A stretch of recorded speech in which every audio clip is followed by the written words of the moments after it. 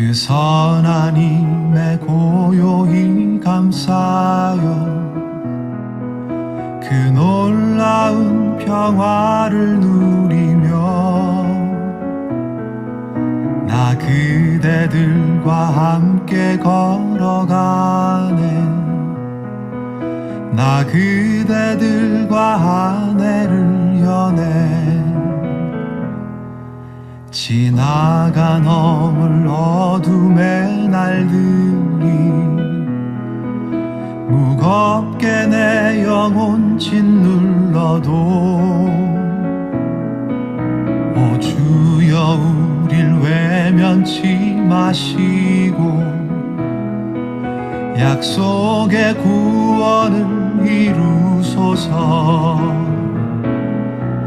그 선한 힘이 우릴 감싸시니 믿음으로 일어날 일 기대하네. 주 언제나 우리와 함께 계셔. 하루 또 하루가 늘 새로워. 주께서 밝히신 작은 촛불이 어둠을 헤치고 타오르네. 그 빛에 우리 모두 하나 되어 온 누리에 비추게 하소서. 그 선한 힘이 우릴 감싸시니 믿음으로 일어날 일 기대하네. 주 언제나 우리와 함께 계셔. 하루 또 하루가 늘 새로워. 이 고요함이 깊이 번져갈 때 저 가슴 벅찬 노래 들리네. 다시 하나가 되게 이끄소서. 당신의 빛이 빛나는 이 밤 그 선한 힘이 우릴 감싸시니 믿음으로 일어날 일 기대하네. 주 언제나 우리와 함께 계셔. 하루 또 하루가 늘 새로워.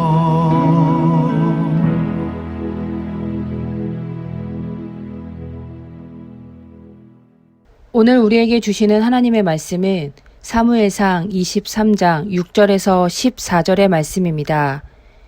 아히멜렉의 아들 아비아달이 그일라 다윗에게로 도망할 때 손에 에봇을 가지고 내려왔더라.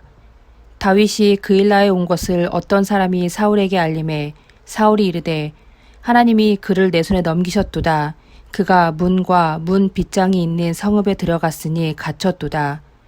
사울이 모든 백성을 군사로 불러 모으고 그일라로 내려가서 다윗과 그의 사람들을 애워싸려 하더니 다윗은 사울이 자기를 해하려 하는 음모를 알고 제사장 아비아달에게 이르되 에봇을 이리로 가져오라 하고 다윗이 이르되 이스라엘 하나님 여호와여 사울이 나 때문에 이 성읍을 멸하려고 그일라로 내려오기를 꾀한다 함을 주의 종이 분명히 들었나이다. 그일라 사람들이 나를 그의 손에 넘기겠나이까? 주의 종이 들은 대로 사울이 내려오겠나이까?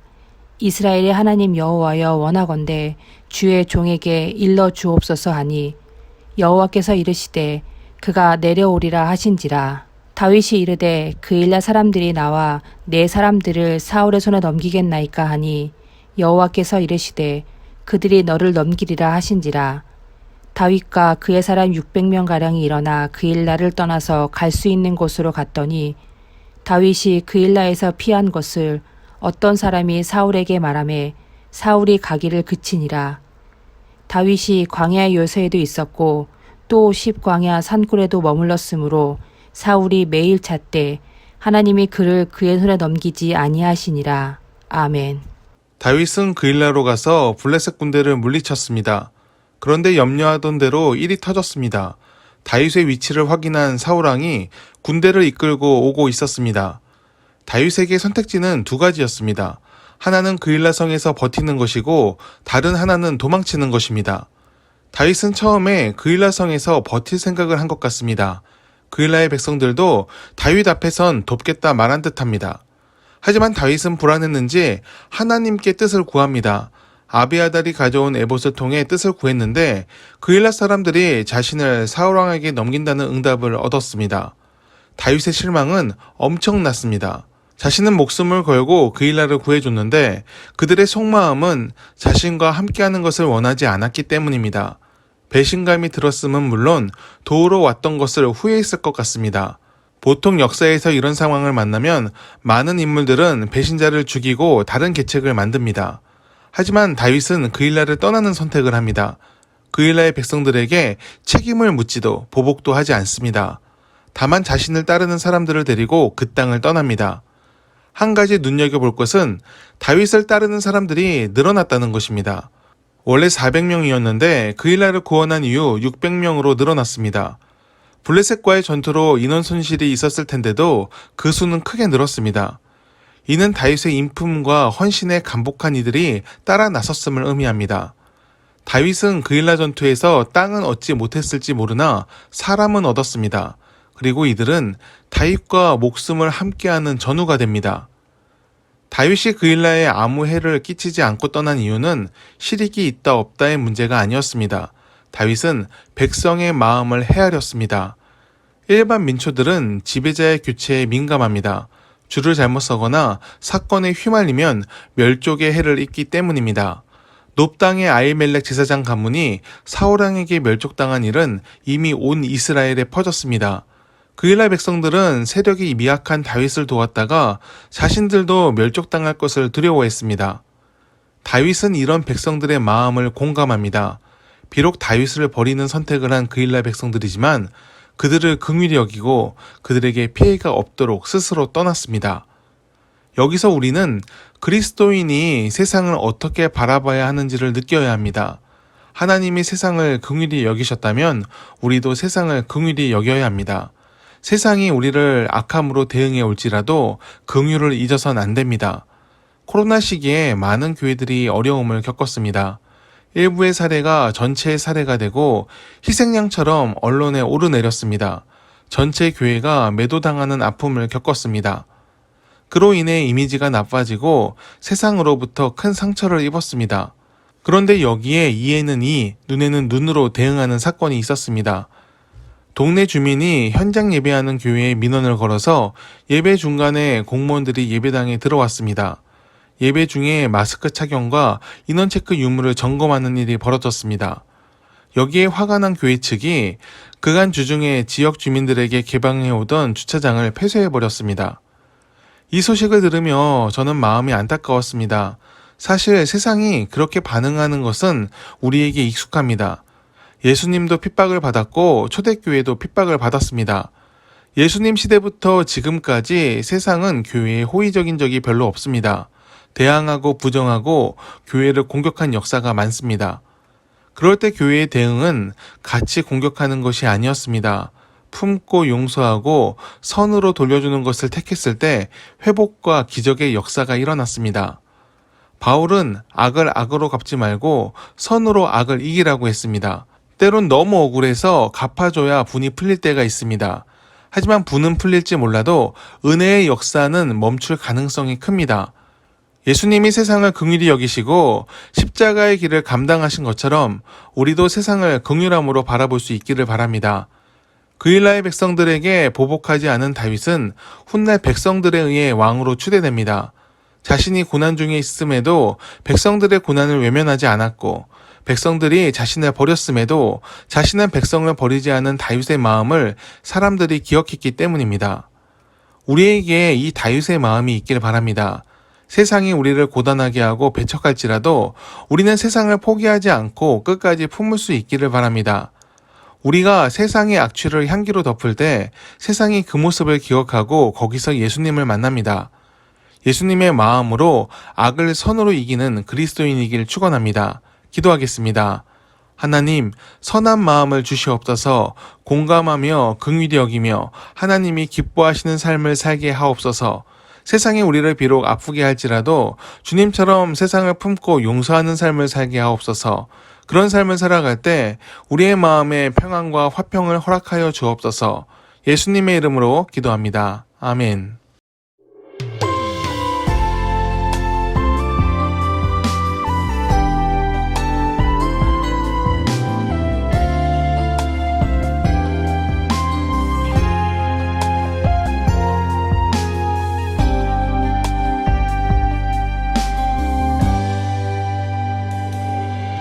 날이 저물어갈 때 빈들에서 걸을 때 그때가 하나님의 때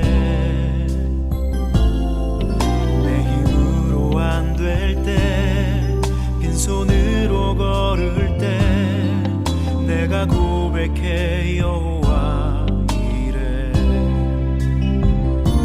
주가 일하시네 주가 일하시네 주께 아끼지 않는 자에게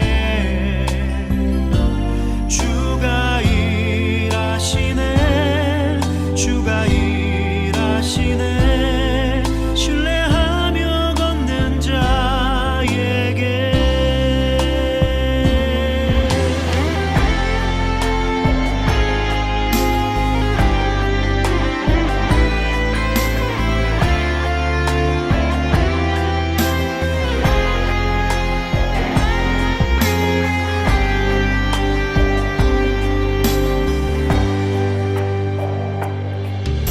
우리 모인 이곳에 주님 함께 계시네 누리네 아버지 은혜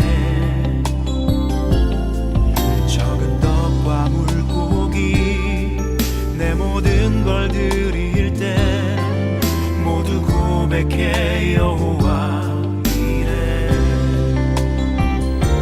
주가 일하시네 주가 일하시네 주께 아끼지 않는 자에게